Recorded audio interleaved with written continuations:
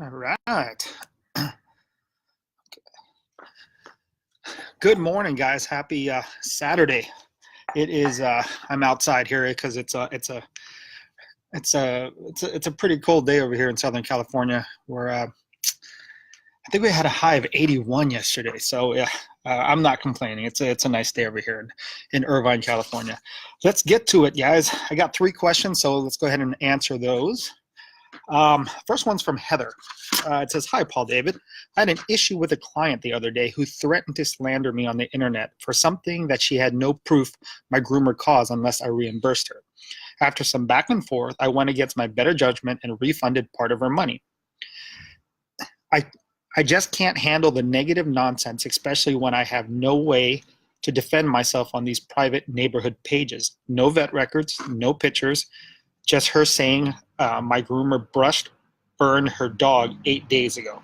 My question is, how do you deal with situations that escalate to this level? Is there a line between standing your ground and cutting ties? I feel like a pushover." Well, Heather, you know what? That's a really tough situation. I'm sure all of us don't like getting bad reviews or bad remarks from our service that we provide. However, at the same time, here's how I would recommend this. And you know what? I'm an investor in some like retail entertainment stores, and they got a lot of these kind of Yelp reviews where they're saying negative things about the store or the experience just to get some kind of free aspect. And it seems like you can never really get away from it. Regardless of what business you're at, you're never going to get away from that. Now, here's my recommendation, and here's how I approach it too. I generally, not all the time, but I generally stand on the customer is always right. Because the one thing that you don't want to, the one thing that I feel that I don't ever want to do is exacerbate a situation where they just start blanketing every single like social media or every single review page like Yelp or those neighborhood pages. I mean, sometimes that squeaky wheel is it's better just to kind of just extinguish it and leave it alone. I know that sometimes we get heightened, our emotions get really aggravated, but for me, I think trying to isolate that and just letting them know, I'm sorry, how do I fix this, what could I do, could I give you a free service, generally that smooths things over. Because really what it is the customer is upset about something. I don't know what they're upset about. Everybody, anytime we get in an argument, there's always 2 sides of the story. I think the best thing to do is just hear them out. A lot of times they just want to be heard out. Hear them out. See what you can do to fix it. See what you can do to get back into their graces if you can or you can't. I know that's something about sucking up our pride and what have you, but in the long run, it's better for business that way. So that's what I would recommend. I know it doesn't always feel good inside, but I think we need to kind of look at this from a long-term perspective, is that we need to try to smooth out this situation, because you just don't want a customer going rampant on everyone, which then it's going to affect all the other businesses. So it's better just to isolate the situation, just kind of take it in the stomach, so to speak, because it's going to be better for your business in the long run. So hopefully that answers your question there. And I'm sorry that happened. That's never a fun situation, but here's the deal. It's probably not going to be your first, and it's probably not your first, and it's probably not going to be your last. So moving right along, let's go to Joe's question. Joe, what's up, my man? It says, "Hi, Paul. Hope all is well with you.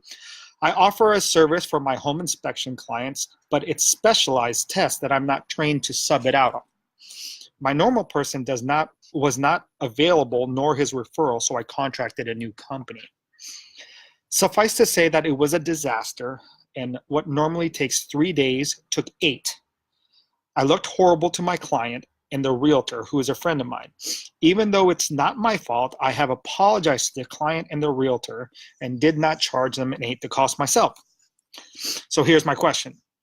What steps do I need to take to help earn the trust back from the realtor? Is there anything else from the service perspective that should have been done differently or could have helped smooth it over? Thanks as always for your time." Okay, so this is this is kind of like Heather's. My answer is going to be kind of like what I said with Heather's. How I answered Heather's question is that, you know, I don't know how many times in operating my business that I didn't service a client as well as I wanted to, or I made a mistake, or or something was just a disaster. But the thing is, the truth of the matter is that we're all human, right? And I think most people understand that we are all human and we make mistakes. Now the problem is when we make the mistakes and we don't address it or we don't communicate it, that's when there's a problem. So in this case, the approach, I don't know if I would have done something different in your situation. I probably would have tried to sub it out and try to service my customer, with someone I've never used before. It's a fine line. It's kind of tricky because you might, it might work out, it might not, but you want to try to service that customer. So you did your best in that respect, right? But it didn't work out. Now, in hindsight, maybe what I would do, just in hindsight, right? And there's nothing, I would have done the same approach, but for me in hindsight, what I would have done, what I would do after that learning experience is try to figure out how many vendors do I have, not only a first backup or a second backup, maybe a third and fourth backup that you can vet out. So like when you get into this situation, you have 1, 2, 3, maybe even 4 people that you can get in contact with to sub out this particular work. So that's what I would do in hindsight. Again, I probably would have approached it the same way you have, given the situation that you were in. But now looking back, that's what I would have done. That's what I would course correct in the future. Now, as far as getting back into graces with the realtor, that's something that you need to kind of just sit down and I think all relationships are worth it because you never know what's going to happen later on But I would really sit down, talk to that person on the phone, in person, even better, is really kind of give them your situation, smooth out your situation. Also say, hey, you know what? I know I put you in a compromised situation. This is what happened. I know you probably look bad in your client. What I would do is ask them, what do I need to do to rebuild your trust? I would ask you, if the realtor is your friend, I would ask them that directly. What can I do to regain your trust? Because basically my track record prior to this, I've never let you down. And you know what?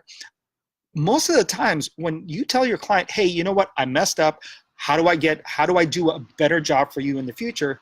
They're going to appreciate that. Again, you have to remember that we're all human and we're not perfect. So if we do mess up, or if something does turn into a disaster, it's really, really important to address that and say, hey, I made a mistake. I will do everything I can, or I'll endeavor as hard as I possibly can to make sure that my service is going to be above your expectations later.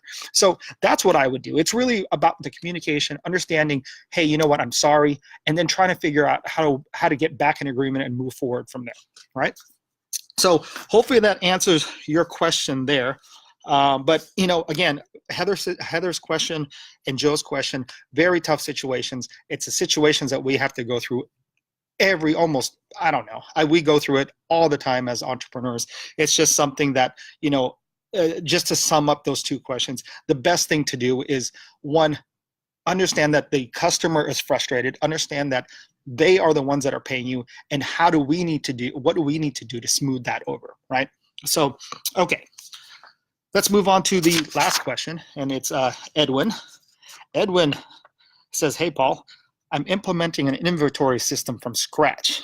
I need this inventory system for my 14K jewelry that I sell in 2 physical locations. All my sales have been handwritten and manual up to this point.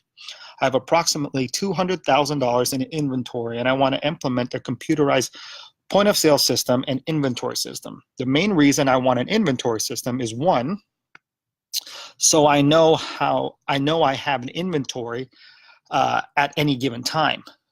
But I know how much inventory I have at a given time. Okay. Number 2, so I see how fast I'm selling my inventory. Okay.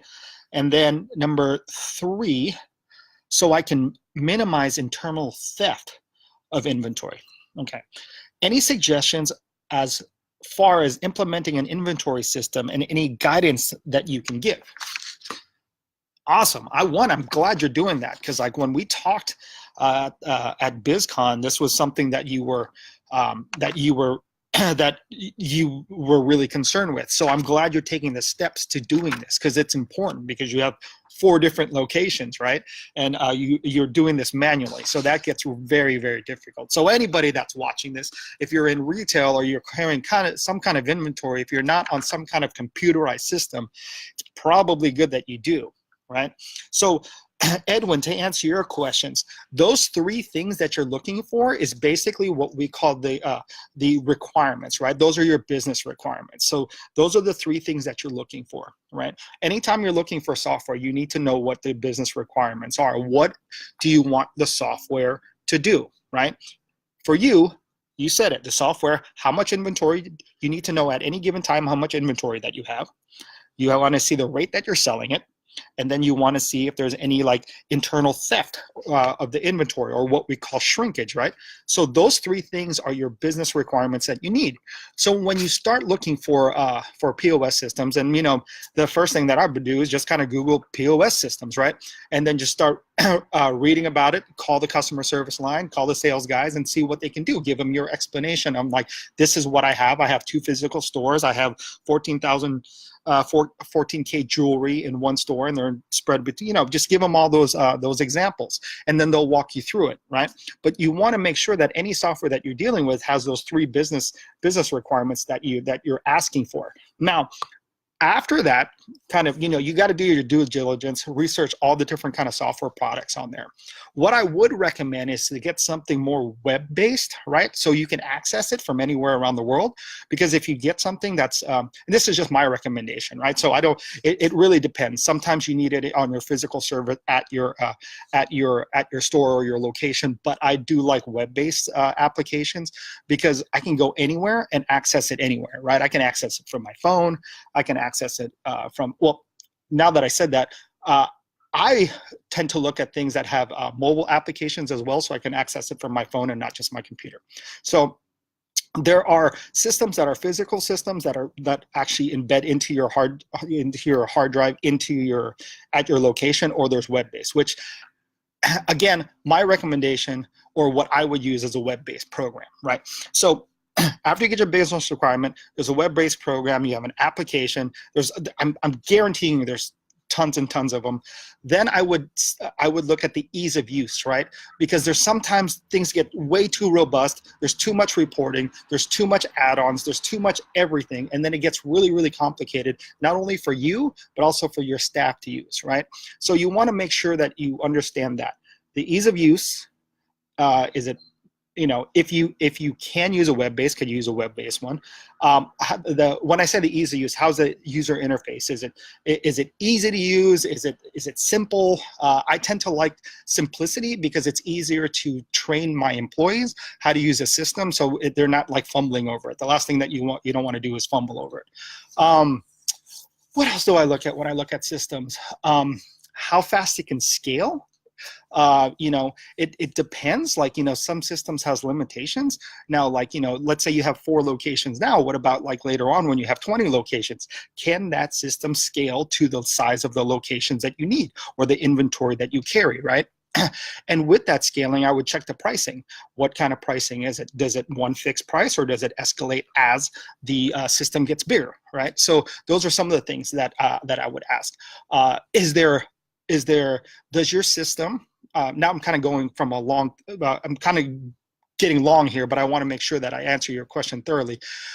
Is your inventory, what else I would look at is, does your inventory actually plug into like your financial system? Does it plug into a QuickBooks? Does it plug into a Great Plains, which is an ERP system? Does it plug into like, your accounting system? Does it plug into your payroll system? Why I'm saying that is because once you can start getting a system and you can encapsulate the whole system and use, so one system is actually talking for all of your business functions, then it gets really robust and it gets pretty easy. So those are some of the things that I would look for. Again, let me just recap, because I know I'm kind of going through this pretty fast. Make sure that it has it satisfies your 3 business requirements. I like web-based CRMs, POS systems, inventory systems, anything that's stored on the cloud because you can access it anywhere. If it has a mobile application, that's really nice because you can kind of do everything on your phone. You don't have to carry your computer around all the time. Ease of use, user interface, make sure it's simple, make sure it can scale with your company as you grow, make sure that it can plug into your different systems, your financial systems, accounting systems, and probably the last one, and I know I'm going to miss a few of them when we're doing this because it's, there's so many intricate parts, their customer service, right? So there's going to be times where the system, you don't understand the system, and then let's say it goes down or something's not working during like your workday, it's going to completely shut you off, during your business hours. Like that's the last thing that you want to do. So you want to make sure you understand how responsive they are from a customer service standpoint, because like anytime those systems go down, it just shuts down everything. So that would be the last thing I can think of on top of my head is that is if the customer service is great too, because you're going to need to call them, multiple times until you get the hang of it. So other than that, that's my recommendations for implementing not only an inventory system or a POS system, but just kind of any system, So with that being said, that's all the questions that I have today. I will be back in 2 weeks. Get your questions in the event comments, and I'd be happy to answer them. So other than that, guys, have a great weekend, and we'll see you soon.